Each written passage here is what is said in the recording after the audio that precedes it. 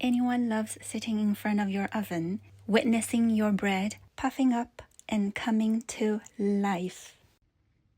These are the steps I prepare chronologically to bake this bread. First, I roast the oats, chia seeds, and walnuts with butter. If you're new to make sourdoughs with inclusions, reduce the walnut weight by 1/3. I'll explain why later. Patiently roast the inclusions until slightly browned. You'd rather under-toast than over-toasting them. Add in the butter after turning off the stove. Coat the inclusions evenly. Add in hot water instead of cold to prevent thermal shock. It helps to facilitate the softening of their husks and skin. It's necessary to salt the inclusion. It prevents the filling pulling the water from the dough. Leave it aside uncovered for at least 1 hour.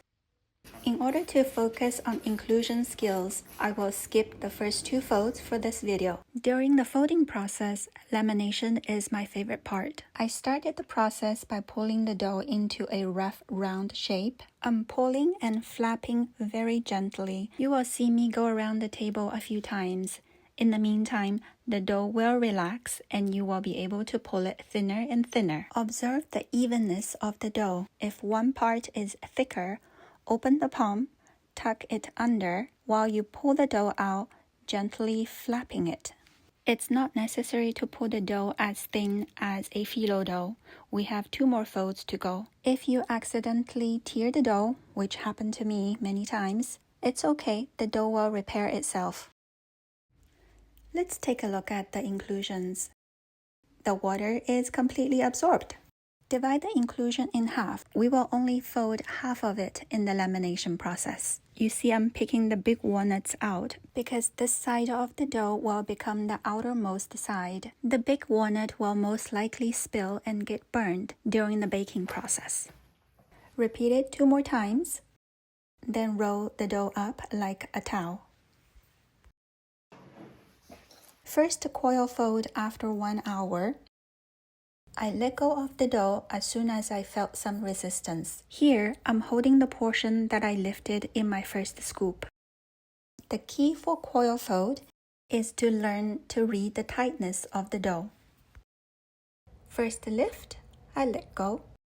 Second scoop up, it behaved and get tucked in. Don't be afraid to wet your hands. That's why I set the station next to my sink. I didn't force this tuck in because the dough was pretty tight.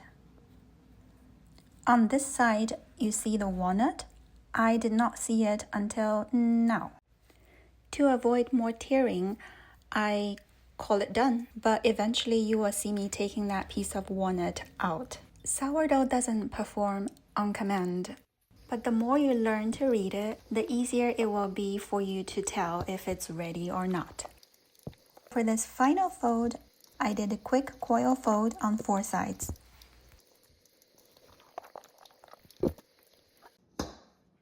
It's time to include the rest of the goodies. Divide the rest of the inclusions into halves again. We will include half in pre-shaping and the other half in final shaping.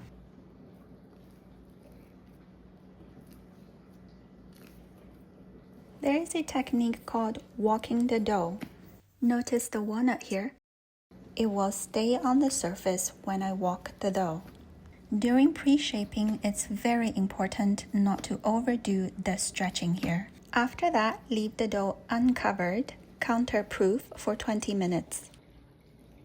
Using some dry flour and your bench scraper, dislodge the dough and turn it upside down. The dough is ready to receive some goodies for the last time. There are several final shaping techniques. This is just my preferred way.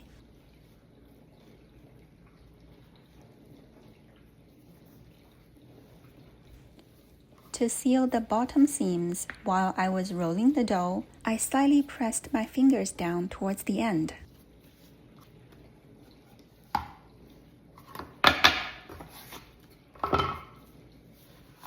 I'll speed play another one here.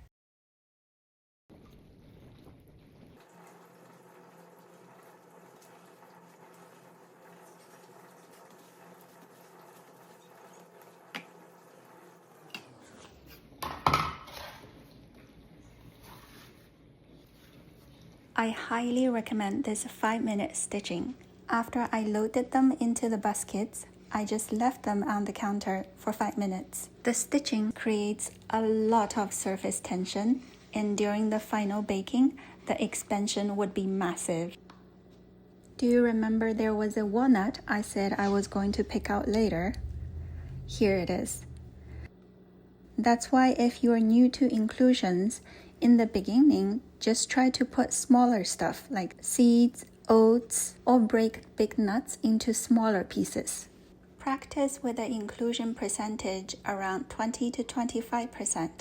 Once you're very comfortable, raise the percentage as you go. That is semolina flour. It gives the bottom a crispy crust, also for a grainier bite, just like those English muffins. That's final shake of rice flour to prevent sticking. And we're done. Hold the blade at a very slanted angle. I like to cut the bread twice. Second time, hold your blade almost parallel to the floor. Follow the first cut, but deeper and more slanted. Here are the final products. I'd love to read what you want to say about these breads. Please leave a comment.